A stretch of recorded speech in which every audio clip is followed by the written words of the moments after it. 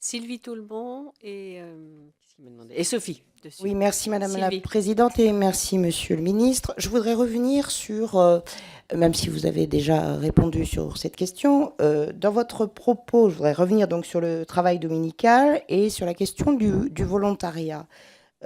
Pour vous citer, dans votre propos liminaire, vous avez précisé que les conditions du volontariat seraient, je vous cite, surveillées. Donc ma question est simple, quelle garantie vous pouvez nous apporter concernant la protection de l'accord des salariés?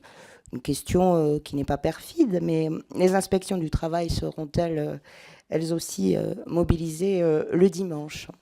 Je voudrais également revenir sur un point qui a été abordé concernant l'article 81 sur les zones touristiques internationales.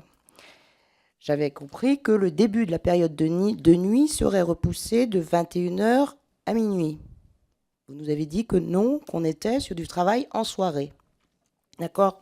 Donc pour les femmes enceintes qui aujourd'hui, elles, ont la possibilité de ne pas travailler la nuit en vertu de l'article L 1225-9 du Code du travail, euh, qu'en adviendra-t-il pour ces femmes enceintes? Est-ce que vous accepteriez éventuellement un amendement permettant de considérer que pour les femmes enceintes, le travail de nuit démarre à 21 heures sur tout le territoire?